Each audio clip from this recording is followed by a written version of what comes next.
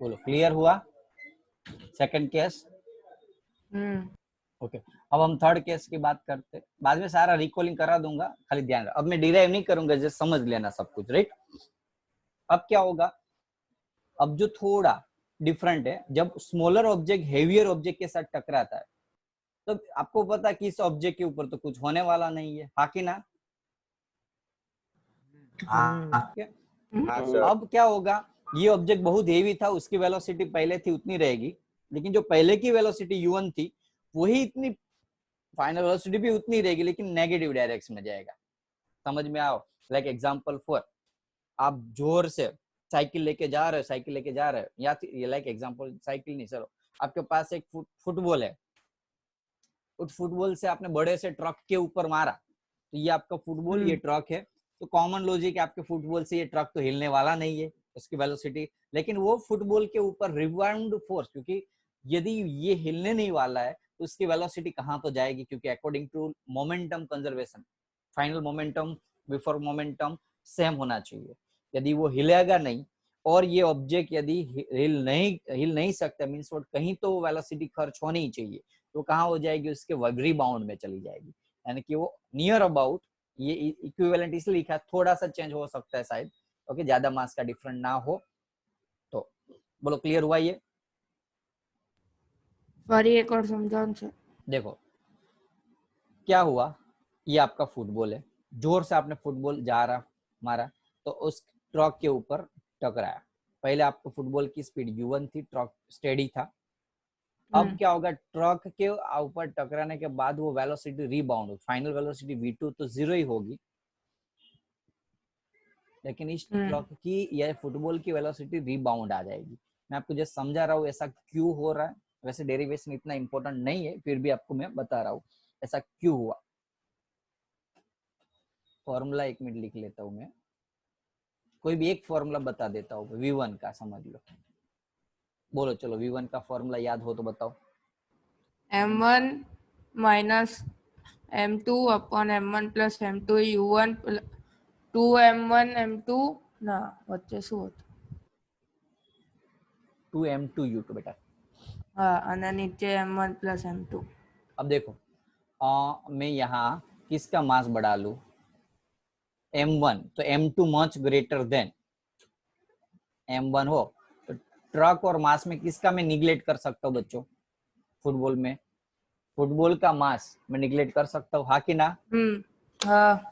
अरे यार यहाँ भी ऐसा हुआ, ये ना, ये ट्रांजिशन में ये दिक्कत होती है, दिखाने में अच्छा लगता है लेकिन बाद में प्रैक्टिकली नहीं प्रॉब्लम होता। फिर से चलो कोई बात नहीं, v1 थोड़ा जल्दी से समझने का ट्राई करना, टाइम ज्यादा जा रहा है इसमें।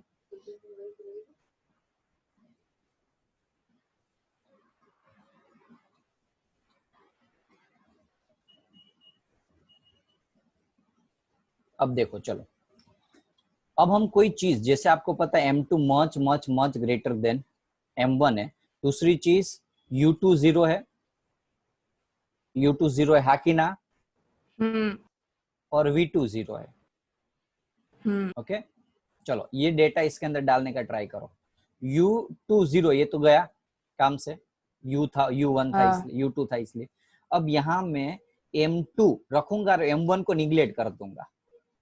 समझ में आया? हेलो? हाँ। m2 वापस कट हो जाएगा, तो बचा क्या? ये डिवाइड करके मैंने बताया, हुआ याद?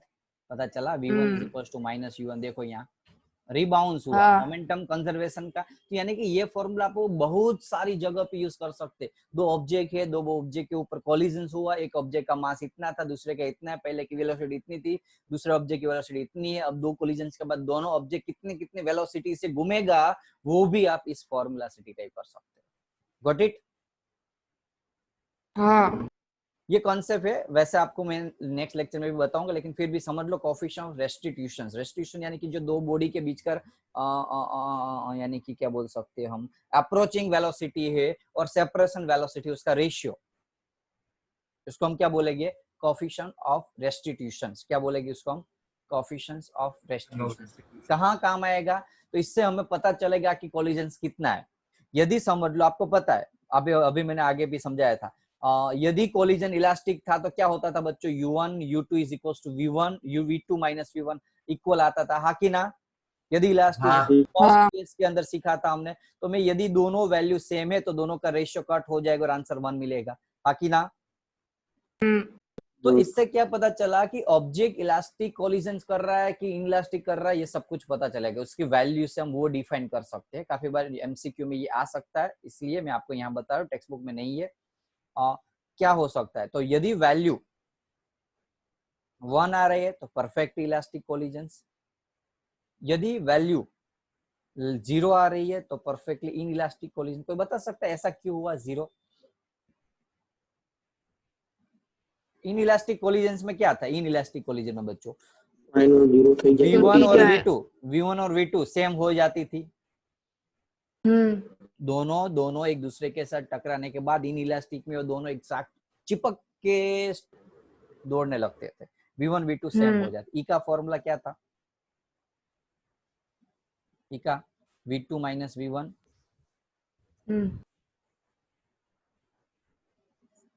u2 minus u1, sorry u1 minus u2 था ऐसा फॉर्मूला। अब देखो चिपक के दोनों क्या हो जाएंगे, इकट्ठा हो, तो ये दोनों सेम हो, ऊपर की वेलोसिटी सेम हो गई, तो इनकी वैल्यू 0। पता चला इलास्टिक इन इलास्टिक है कि इलास्टिक है। यहाँ क्या होता था, दोनों सेम होता था, याद करो। और सिमिलरली इन इलास्टिक कोलिजन्स के अंदर यदि वो वैल्यू 0 से 1 के बीच में भी आ सकती है, ऐसा नहीं है कि हर बार ऐसा है। यदि वो परफेक्टली इन इलास्टिक है तो ही 0 आएगी, कीप इन माइंड, याद रखो, परफेक्टली इन इलास्टिक है तो ही ई की वैल्यू 0 आएगी। यदि in perfectly in elastic velocity collision से, तो उसमें कहीं भी वेलोसिटी काइनेटिक एनर्जी का क्या हो सकता है, डिफॉर्मेशन हो सकता है, ऑब्जेक्ट दोनों डिफॉर्म हो सकते हैं, जिससे ई की वैल्यू 1 से लेस देन आएगी, या ऐसा लिख सकता हूँ a less than 1। Doubt? No sir. पहले जितनी एनर्जी थी अब फाइनली उतनी एनर्जी नहीं भी हो सकती। कौन से केस में, याद रखो, दूसरे टाइप के केस में मैंने समझाया था, इन इलास्टिक कोलिजन्स में। कोई डाउट है रेस्टिट्यूशंस के अंदर? रेस्टिट्यूशन में डाउट है? थोड़ा मैं फास्ट भाग रहा हूँ क्योंकि एक टॉपिक कंप्लीट करवाना है, इसलिए मुझे। पक्का ना? सर एक बार पांचवा रिपीट कर दो ना। कौन सा टॉपिक? रेस्टिट्यूशन वाला। सेपरेशन ऑफ वेलोसिटी में पता चल रहा है? हाँ। जो पहले की ऑब्जेक्ट की वेलोसिटी थी उसका मैंने यानी कि माइनस किया तो अप्रोच वेलोसिटी, टकराने के बाद सेपरेशन वेलोसिटी, तो उसका जो रिलेटिव वेलोसिटी है किसकी, सेपरेशन की, यानी कि फाइनल आफ्टर कोलिजन, और अप्रोच ये बिफोर आफ्टर कोलिजन है और ये बिफोर कोलिजन है। तो बिफोर कोलिजन आफ्टर कोलिजन का वेलोसिटी का जो रेशियो है उसको हम रेस्टिट्यूशंस बोलते हैं, उसको हम क्या बोलेंगे, रेस्टिट्यूशंस। ओके, एक टर्म से एक रेशियो जिससे एटलीस्ट काफी सारे हम इंफॉर्मेशन निकाल सकते हैं, डेटा निकाल सकते हैं। Okay, type of elastic collisions के बारे में, इन इलास्टिक कोलिजन्स के बारे में। इलास्टिक होगा तो दोनों वैल्यू सेम होगी, हमने आगे डिराइव किया था u1 minus u2 is equal to v1 v2 minus v1, तो आंसर 1 आएगा, हाँ कि ना? इन इलास्टिक होगी तो दोनों ऑब्जेक्ट सेम वेलोसिटी से भाग रहे तो ई की वैल्यू 0 आएगी, और in perfectly not perfect, in elastic collisions not perfect ऐसा लिख सकता हूँ, नॉन परफेक्ट होगा तो लेस देन 1 आ सकती है। ओके, ग्रेटर देन नहीं आ सकती। कोई बता सकता है क्यों? की वैल्यू ग्रेटर देन कहीं नहीं हो, या तो लास्ट टू लास्ट 1 हो सकती है, या तो 0 1 से छोटी, या 0 और 1 के बीच में, जैसे प्रोबेबिलिटी वाला केस समझ लो, 1 से ज्यादा नहीं हो सकती। क्यों 1 से ज्यादा? यदि 1 से ज्यादा हो गई, यदि भूल से भी ये चीज 1 से ज्यादा हो गई, तो आपकी पूरी फिजिक्स की बुक्स में से 50% चेंजेस आ जाएंगे, 50% टेक्स्ट बुक में से चैप्टर निकल जाएंगे। क्यों, कोई बता सकता है? ये कौन से लॉ का ओपोज कर रहा है? हेलो, यदि फिजिक्स के मास्टर हो तो नहीं, थर्ड लॉ तो एनर्जी कंजर्वेशन लॉ का ओपोज कर रहा है। एनर्जी कंजर्वेशन लॉ ये कह रहा है कि पहले जो एनर्जी उतनी बाद में हो सकती है, या तो कम हो सकती है, ज्यादा नहीं हो सकती। समझ में आ रहा है? हाँ। ओके, यदि ऐसा हुआ तो हमने तो क्या किया, जस्ट आपके पास बाइक है, बाइक को जोर से धक्का लगा दिया, बाद में वो चलती रहेगी, ऐसा कुछ सिचुएशन क्रिएट हो सकती है यदि ग्रेटर देन 1 आया तो। लेकिन आपको इसके अंदर नहीं पढ़ना है, फॉर्मूलास देखो, मौज करो। चलो न्यूमेरिकल्स एक देख लेते हैं फटाफट से। फर्स्ट न्यूमेरिकल्स है, दोनों का मास में रेंडमली अभी वैल्यू बोल रहा हूँ, आपको खुद निकालना है, सोल्व करना है। ओके, दोनों का मास याद रख ले हम, तो 5 है 3 है, दोनों की वेलोसिटी u1 और u2, ये मास की बात की मैंने। खुद ट्राई करना है बच्चों, खुद से सोल्व करना है। वेलोसिटी भी u1 और u2 3 है। फाइनल वेलोसिटी, आपको मास तो सेम ही रहेगा। फाइनल वेलोसिटी में v1 और v2 में से कोई एक डेटा दिया हुआ है, लाइक एग्जांपल 4 में बोलूं आपको, तो v1 की वैल्यू 3.5 दी है, तो बोलो बच्चों v2 कितना होगा, जल्दी से कैलकुलेशन करके। पहले तो कौन सा फॉर्मूला डाल सकते, हेलो कौन सा फॉर्मूला डाल सकते हैं यहाँ इसको निकालने के लिए v2? अरे यार कौन सा लो यार यूज करेंगे इसमें? बोलो V1 M1 U1 M2 U2 and rules नया नहीं है यार। अभी मैं आपके लेक्चर के बाद जो 9th स्टैंडर्ड वाले उसको यही रूल समझाने वाला हूँ, तो शर्म करो यार आप, पता नहीं चला तो। एटलीस्ट ये 9th का टॉपिक है, ये 9th का न्यूमेरिकल है। बताओ 5 5 3 3 M2 M1 5 V1 सॉल्व किया किसी ने कि मेरे बैठे रहे सर सॉल्व कर रहे हैं, मुझे क्या जरूरत है? सॉल्व करके आंसर दिखाओ।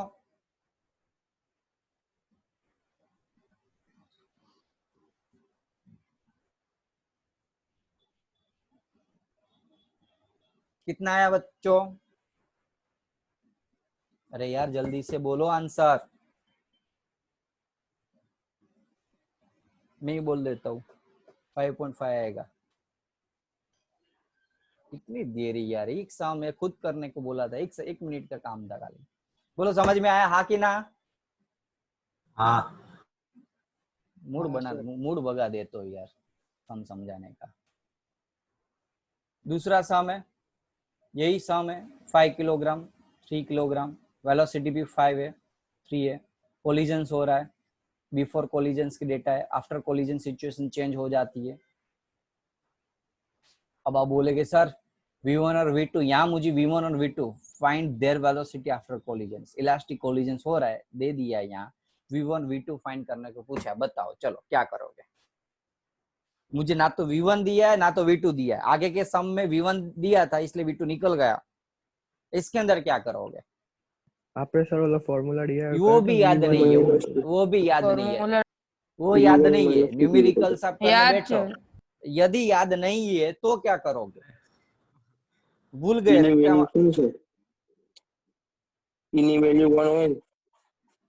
तो मुझे v1 माइनस v2 मिलेगा ना, v2 माइनस v1 मिलेगा ना, मुझे सेपरेटली आंसर चाहिए, v1 अलग से चाहिए, v2 अलग से चाहिए।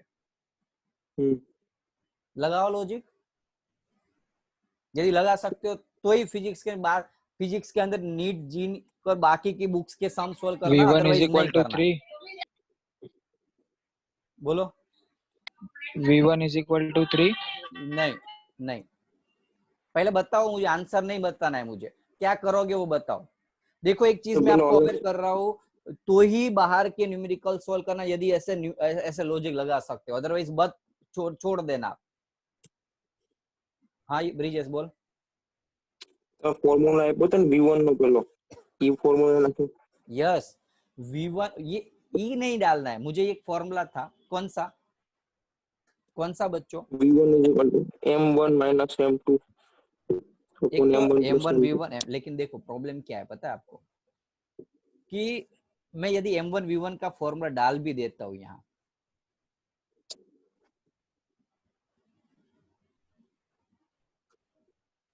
सिचुएशन में कुछ प्रॉब्लम ये होगा, मुझे जो मिलेगा वो v1 और v2 का रिलेशन मिलेगा, मुझे v1 v2 अलग से नहीं मिलेगा। समझ रहे हो मैं क्या कहना चाहता हूँ? हेलो, यहाँ में यदि ये फॉर्मूला भी डाल दूं तो मुझे v1 और v2 का रिलेशन मिल रहा है। देखो यहाँ मैंने 5 5 डाल दिया, 3 3 डाल देता हूँ, चलो आप बोल रहे हो तो डाल भी देता हूँ मैं, लेकिन यहाँ तो कुछ वैल्यू तो नहीं मिल रही है ना, मुझे तो वैल्यू चाहिए यार। 5v1 प्लस 3v2 का क्या करोगे? v1 और v2 अलग से अभी भी कुछ रिलेशन निकालने का ट्राई करो, चलो। Sir, U2 minus U1 is equal to V2 minus U1. Very good. कौन बोला आंसर? ये नाम बताओ। Ruben. Very good. देखो मुझे आपको मैंने ये तो समझा दिया था। 25 3 9 कितना होता है? जल्दी बोलो, चलो। 34। 34. अब मैं यहाँ फंस गया। सम सॉल्व करने में मुझे ना तो न्यूमेरिकल्स में फॉर्मूला वो याद था v1 v2 वाला, वो बड़ा वाला फॉर्मूला v1 v2 का याद नहीं था, तो वो भी मैं ये चीज समझा सकता हूँ। जब भी मैं ये न्यूमेरिकल थियरिकल करा रहा था तब मैंने एक चीज बताई थी, ये यहाँ जब ये स्लाइड के अंदर में यहाँ से ऐसा करके मैंने एक चीज बताई थी। क्या कोई बता सकता है? ये थियरी यदि न्यूमेरिकल्स के लिए होती तो मुझे इतना ही इनफ था, हाँ कि ना?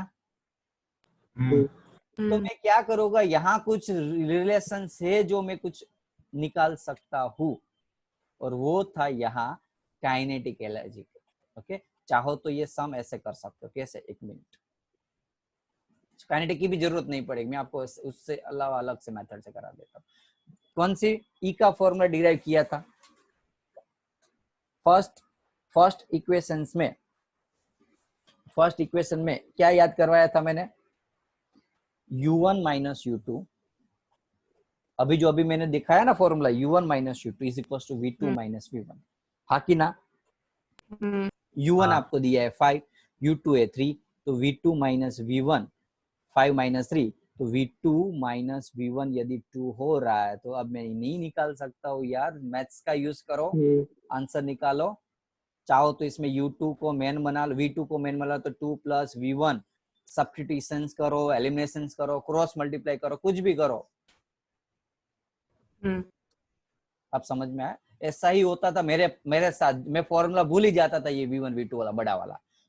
ओके, तब हम क्या करते थे, तब जब गुचकेट की प्रिपरेशन कर रहे थे, पूरे साल में तो सर ने कभी मुझे नहीं सिखाया था, लेकिन जब गुचकेट की प्रिपरेशन कर रहे थे तब मैं सर के पास गया कि सर ये फॉर्मूला मैं भूल जाता हूँ, क्या करूं?